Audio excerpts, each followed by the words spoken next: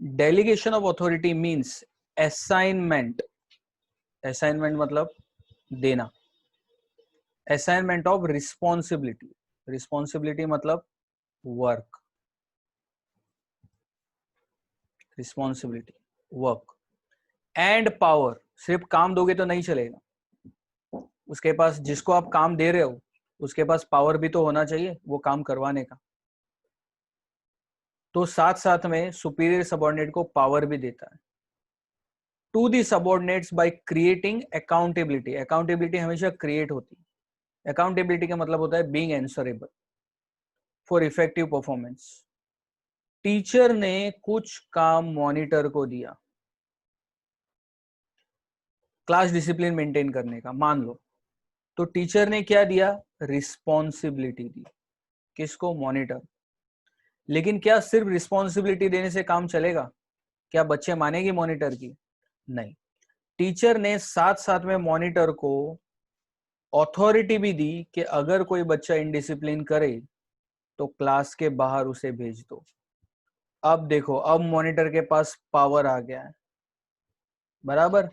अब जो स्टूडेंट्स है, क्लास के सारे स्टूडेंट्स उस मॉनिटर की बात मानेंगे। क्यों मानेंगे, क्या है भाई मॉनिटर के पास, पावर है। मतलब हमेशा सुपीरियर सबऑर्डिनेट को रिस्पॉन्सिबिलिटी के साथ साथ एक और चीज देता है जिसको बोलते हैं अथॉरिटी। हाँ, उसके बाद यहां पे एक वर्ड है अकाउंटेबिलिटी। अकाउंटेबिलिटी मतलब क्या, अगर क्लास में फिर भी इनडिसिप्लिन रहा तो मॉनिटर को, टीचर को जवाब देना पड़ेगा कि क्लास में डिसिप्लिन क्यों मेंटेन नहीं हो रहा है, क्योंकि टीचर ने मॉनिटर को पावर दे के रखा हुआ है, बराबर ना। पुलिस किसके अंडर में आती, पुलिस का हेड कौन है, मिनिस्टर्स। पुलिस को मिनिस्टर्स की बात सुननी पड़ती। तो अगर देश में क्राइम बढ़ गया या किसी एरिया में क्राइम बढ़ गया तो पुलिस को किसकी बात सुननी पड़ेगी, मिनिस्टर की बात सुननी पड़ेगी। सिंघम देखा है ना आपने, देखा है ना, जयकांत शिकरे, सिंघम को किसकी बात सुननी पड़ती है, जयकांत शिकरे की। हालांकि जयकांत शिकरे मिनिस्टर बनने से पहले ही उसका पत्ता कट कर दिया सिंघम ने, लेकिन अगर वो बन जाता, लास्ट में पता है ना कितना उसे घमंड हो गया था कि कल मैं मिनिस्टर बनूंगा और तुझे मैं कहूंगा वो सुनना पड़ेगा। मतलब क्या, अजय देवगन कौन है, सिंघम कौन है, पुलिस है, फिर भी उसे किसकी बात माननी पड़ रही, मिनिस्टर की। तो मिनिस्टर हेड होता है, उसके नीचे कौन आते हैं, पुलिस आते हैं। पुलिस हमेशा स्टेट गवर्नमेंट के अंडर में आते हैं, और मिलिट्री जो है वो सेंट्रल गवर्नमेंट के अंडर में आती है। रेलवे सेंट्रल गवर्नमेंट के अंडर में आते हैं, और जो ये स्टेट बसेस है वो स्टेट गवर्नमेंट के अंडर में आते हैं। तो लॉ एंड ऑर्डर मेंटेन करने का काम पुलिस के पास होता है, और पुलिस के हेड कौन होते हैं, जो उनका मिनिस्टर होगा वो होते।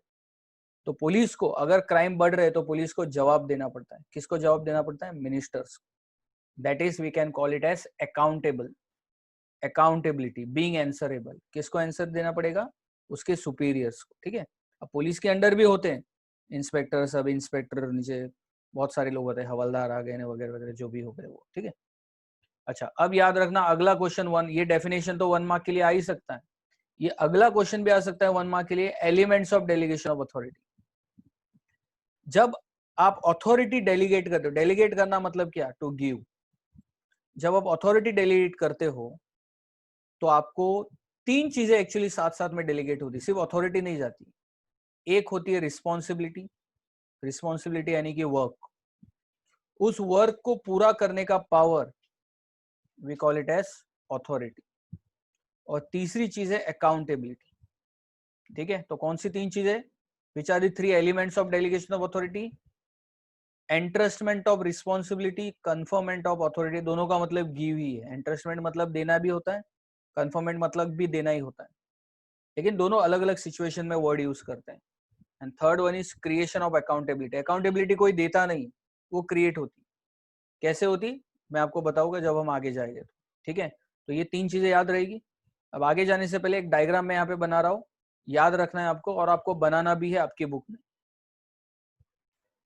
हाँ, तो मैं शॉर्ट में बता रहा हूँ, एंट्रस्टमेंट ऑफ रिस्पॉन्सिबिलिटी, दैट इज काम देना, जेठालाल ने दया को मोबाइल बेचने का काम दिया, तो क्या हो गया?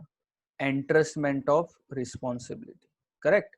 अच्छा, दूसरा क्या है? Conferment of authority.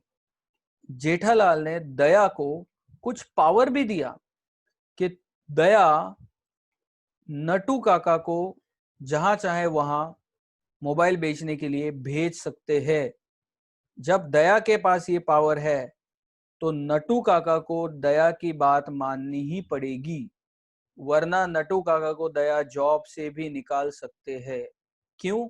अब दया के पास पावर है। ठीक है, वो पावर किसने दिया है? जेठालाल ने दिया। तो इन शॉर्ट में दो चीजें, एक रिस्पॉन्सिबिलिटी ऊपर से नीचे आती है, जेठालाल ने दया को रिस्पॉन्सिबिलिटी दी, दया ने नटू काका को रिस्पॉन्सिबिलिटी। वैसे ही जेठालाल पावर भी देगा दया को कि आपको नटू काका को जहां भेजना है भेज सकते हैं। अब दया के पास पावर आ गया। दया ने पावर दिया नटू काका को कि आप बाघा को जहां भेजना है भेज दो, बराबर। अब बाघा को नटू काका से डरना पड़ेगा। क्यों? नटू काका के पास क्या है? पावर है। पावर किसने दिया? दया ने दिया।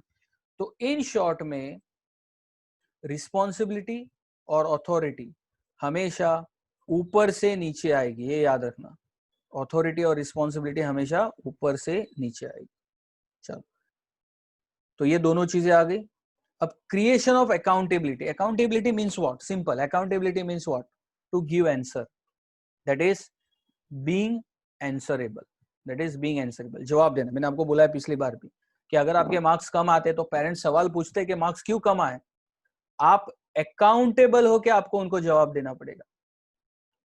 You are accountable to give answers to them. आपके फ्रेंड्स पूछते तो आप बंधे हुए नहीं हो, you are not accountable to your friends. आप बोलोगे भाई आप अपना काम करो, तुम्हें क्या करना है, बराबर ना? क्यों? You are not accountable to your friends. आप सिर्फ अकाउंटेबल एक ही जन से हो, that is your parents, correct. वैसे ही मोदी, हर कोई किसी ना किसी को अकाउंटेबल है, हर कोई किसी ना किसी को अकाउंटेबल। जैसे अगर मोदी को पूरे देश ने, बीजेपी को बहुमत दिया है, मेजोरिटी दी है, तो हम उनको सवाल पूछते हैं आपने क्या किया पिछले 2 साल में देश को आगे लेके जाने के लिए। हम पूछते हैं, मतलब कौन पूछता है? हमारे रिप्रेजेंटेटिव्स। हमारे रिप्रेजेंटेटिव्स कौन?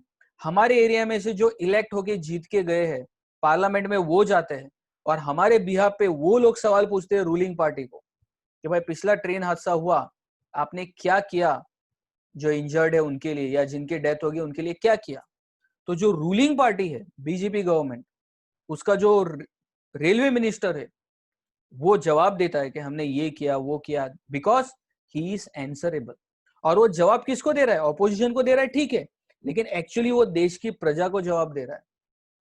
मोदी को भी जवाब देना है पूरे देश को, और वो मोदी नहीं दे रहा, मतलब पूरी उसकी पार्टी दे रही। कहाँ देती? पार्लियामेंट में। पार्लियामेंट होता किसके लिए? इसी चीज के लिए तो होता है। What does it mean? Even prime minister is accountable. वो किसको अकाउंटेबल है? कंट्री के लिए, बराबर। हाँ, तो अब हमारा जो एग्जाम्पल था, अब क्या होगा पता है? बाघा ने अगर मोबाइल कम बेचे या नहीं बिके तो नटू काका उसको सवाल पूछेगा, भाई क्या हुआ आज सेल्स बहुत इतना कम? बाघा जवाब देगा किसको? नटू काका। जो भी रीजन था, बारिश बहुत आ रही थी या बावरी मिल गई थी, राइट, उसने मुझे सेल्स नहीं करने दिया, वगैरह जो भी है, उसको जवाब तो देना पड़ेगा ना। किसको जवाब देना पड़ेगा? अपने सुपीरियर को। कौन है उसका सुपीरियर? नटू काका। अब नटू काका यहाँ छूटेगा नहीं, भले उसने अपना काम बाघा को किसको दिया है? बाघा को दिया है, लेकिन नटू काका बचेगा नहीं। दया नटू काका को पूछेगी क्या किया आपने, सेल्स इतना कम क्यों हुआ? अब वो नटू काका ये नहीं बोल सकता कि मेरी गलती नहीं, बाघा की गलती। नटू काका को अपनी जिम्मेदारी माननी पड़ेगी, गलती माननी पड़ेगी। जो भी रीजन है उसे आंसर तो देना पड़ेगा दया को, लेकिन नटू काका छूट नहीं सकता। चलो, यानी सेल्स कम हुआ तो नटू काका ने तो जवाब दे दिया दया को। अब किसकी बारी है? दया की बारी। दया को किसको आंसर देना पड़ेगा? ऊपर उल्टा जेठालाल। क्या? सेल्स क्यों कम हुआ, रीजन बताओ, रीजन। दया को भी रीजन देना पड़ेगा। और जेठालाल किसको जवाब देगा? वो तो बॉस है ही, शायद चाचा को देना पड़ेगा जवाब हमारे हाइपोथेटिकल एग्जांपल में, ठीक है, चाचा जी हो ना उसके बॉस, तो शायद उसको जवाब देना पड़ेगा। तो इन शॉर्ट में आपको क्या पता चला, आपको तीन चीजें पता चली। क्या पता चला? एक, काम हमेशा सुपीरियर देता है सबऑर्डिनेट को, करेक्ट, यानी काम कैसे फ्लो होता है, top to bottom level, clear. दूसरा क्या पता चला, ऑथोरिटी यानी कि पावर हमेशा सुपीरियर देता है सबऑर्डिनेट को। जेठा ने दया को दिया, दया ने नटू काका को दिया, यानी पावर भी कहां से कहां जाता है, upper two lower level, clear.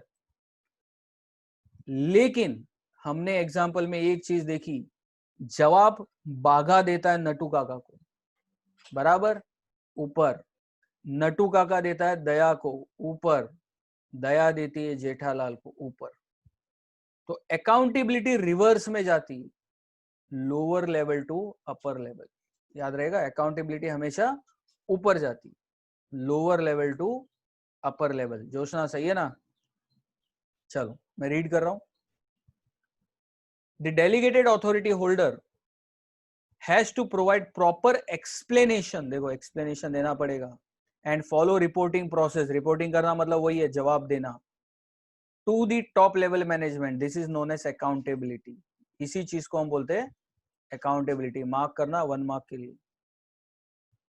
He may surely be given power to get the work done by others, but finally the responsibility of getting the work done rests with the upper level administrators only. दया ने भले mobile बेचने का काम नटू को दे दिया है, लेकिन जिम्मेदारी तो दया की अभी भी है। नटू काका ने भले जिम्मेदारी बागा को दी है, लेकिन नटू काका को जवाब तो देना पड़ेगा। Hence, the middle level authority holder should take care to ensure that work is properly done by the lower staff. यानी जो भी मिडिल वाले हैं उनको ध्यान देना पड़ेगा कि उसके लोअर लेवल वाले काम कर रहे या नहीं कर रहे।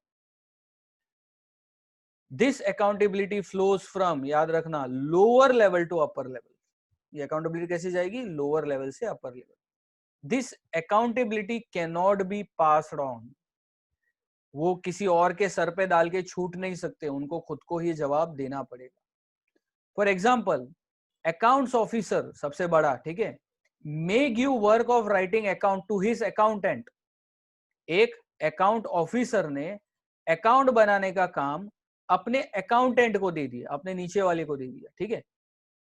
But when accounts are return, it is account officer who has to check the accuracy of the work done and not the accountant.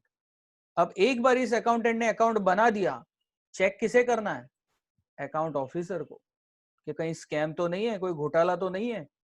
क्योंकि अगर कुछ गलती होगी तो इसे नहीं पकड़ा जाएगा, ये तो ठीक है पकड़ा ही जाएगा, लेकिन ये भी फंसेगा, करेक्ट, इसकी जिम्मेदारी भी उतनी ही है। So in short, this is called creation of accountability. हमारा चैप्टर यहाँ पे कंप्लीट हो गया है।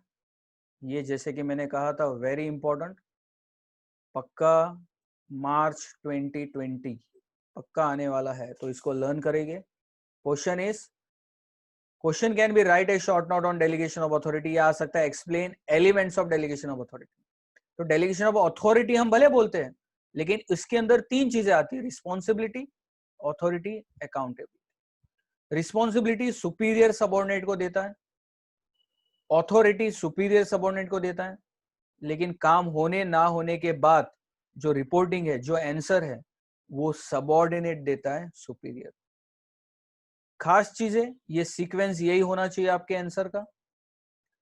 तीसरी चीज आपको लिखनी है, ये तीनों सेम होने चाहिए, जितनी रिस्पॉन्सिबिलिटी उतनी अथॉरिटी, जितनी अथॉरिटी उतनी अकाउंटेबिलिटी।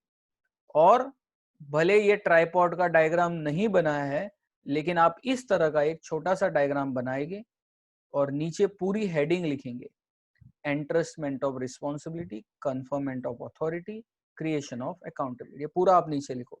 क्लियर? चलो अभी ये चैप्टर कंप्लीट हो गया। सैटरडे की टेस्ट के लिए आप तैयार रहेंगे, ठीक है, सेम प्रोसेस है, सब कुछ सेम है। क्वेश्चंस दे दिए मैंने, कोई भी 3 क्वेश्चंस पूछूंगा, लर्न कर लेना अच्छी तरह से। चैट ऑप्शन ओपन है, अभी आप चैट में जाके सिर्फ आप पी लिखो और कुछ आपको लिखना नहीं, बस। जेनिल पटेल आईडी कैपिटल में नहीं है।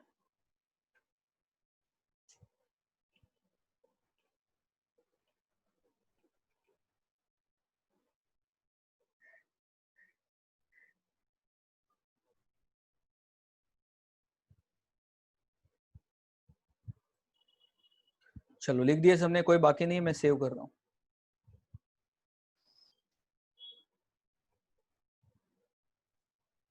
फाइनली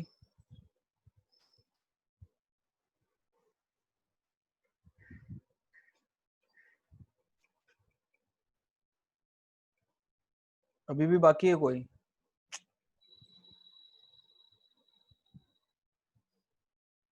हो गया? ठीक है, अब एब्सेंट हो जाना। ठीक है, अब मैंने सेव कर दिया। ठीक है, लॉग आउट होके लॉग इन कर लेना। और ध्रुव सोनी, तू इतने लेट क्यों कर रहा है भाई? कितनी बार, कितना टाइम? इशू हो गया था। चलो हो गया सबका, इशू खत्म। चलो हो गया, लॉग इन हो जाओ।